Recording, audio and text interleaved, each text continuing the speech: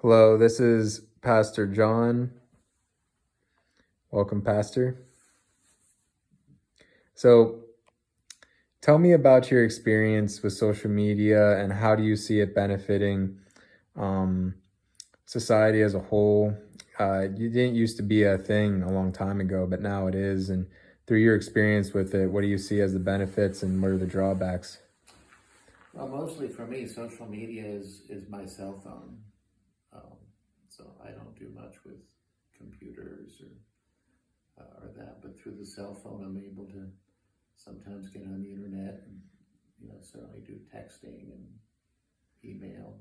Um, but I'm just not real well versed on social media apart from that. Have you ever used Instagram or No. Facebook? Yeah, I get on Facebook from time to time. Not real frequently. What is your opinion on Facebook?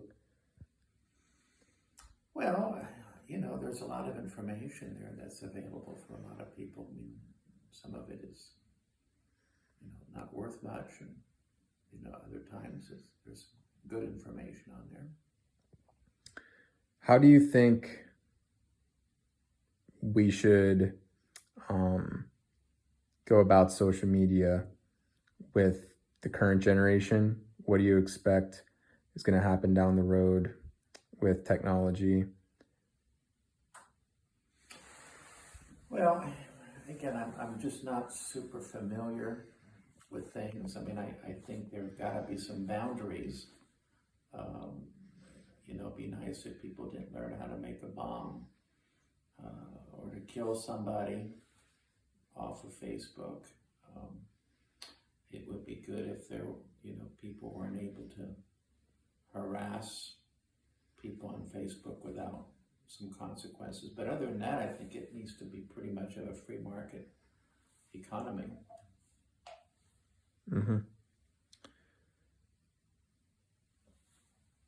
What is the change you would say in the younger generation from previous generations with the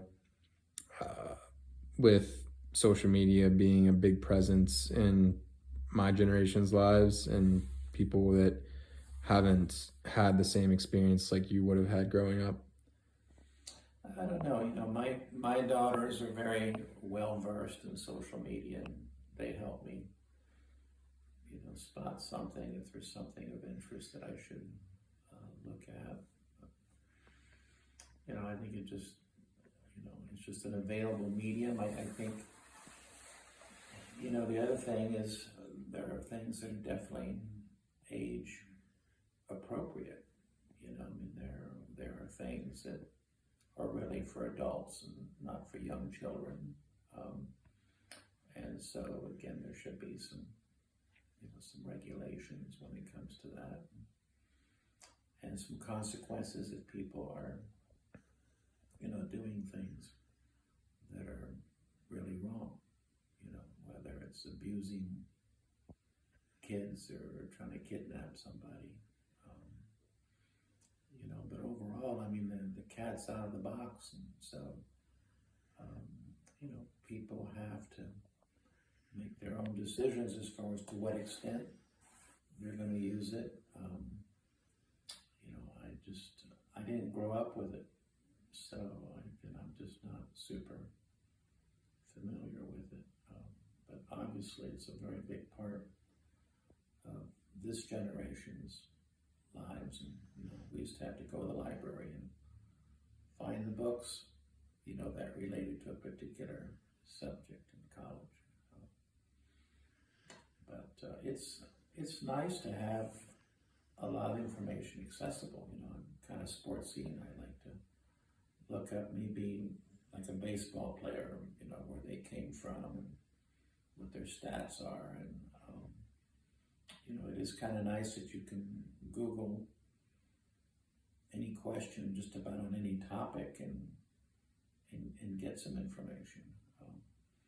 I think there are things, particularly historical, that are very valuable. I like to look at quotes from people like Abraham Lincoln or Benjamin Franklin, James Madison, And you can find so many of the things that they said off the internet.